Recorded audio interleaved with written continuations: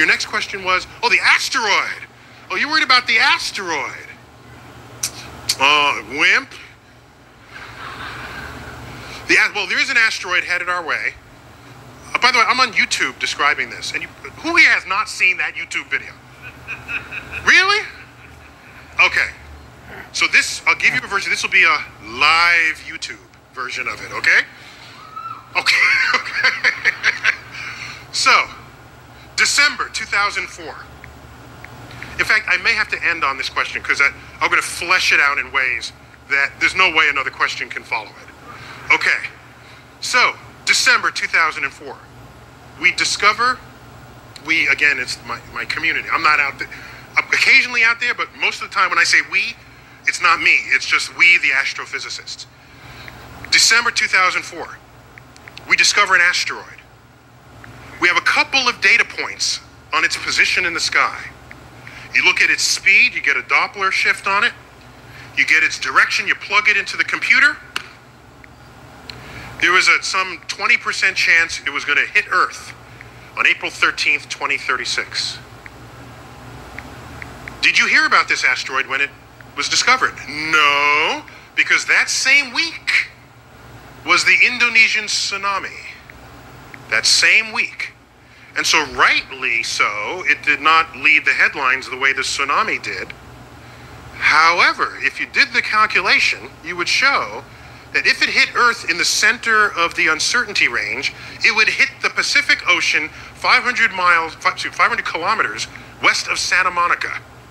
It would plunge into the ocean to a depth of 3 miles.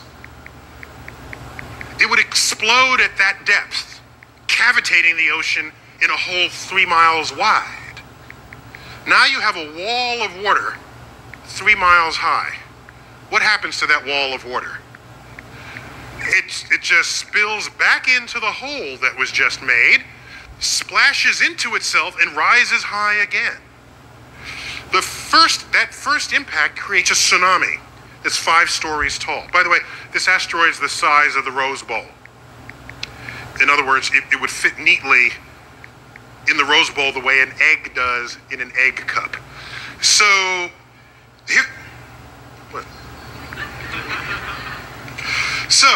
here's the first wave.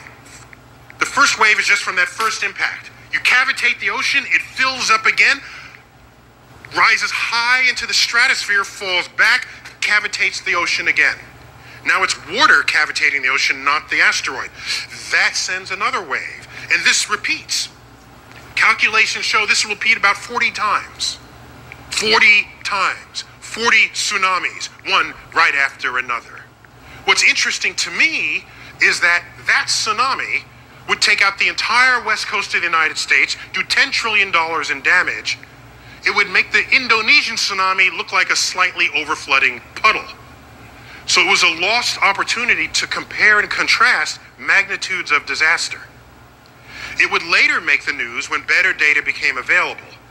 But let me explain this tsunami to you. So it's a wall of water 5 stories tall. The next tsunami, 40 seconds later, because it would be pulsed every 40 to 50 seconds, the next tsunami needs that water. There's not an unlimited supply of water. The first wave has got some of the water that the second tsunami wants to use. So what happens? The first tsunami goes in only as far. It goes 40 seconds into land. Then it's pulled, 20 seconds into land, 20 seconds back for the next tsunami. So in fact, if you do the calculation, you can show the tsunami would not go past about a quarter mile inland. You could set up a rope, like one of those club ropes, and just sit there and just watch the whole thing happen. The waves come in, they pass through the multi-million dollar Malibu homes. The wave comes out, brings the home with it. Next wave comes, takes the home back in a slightly different shape than it was before. This process basically ablates the entire west coast of the United States. We would know this in advance, thanks to Isaac Newton and his 2 equations he developed as a 26-year-old virgin. And so actually nobody has to die. It'll still do the $10 trillion in damage, but we know this in advance. But I thought about it. There are two people who will die. Two people. And you know who they are. Okay?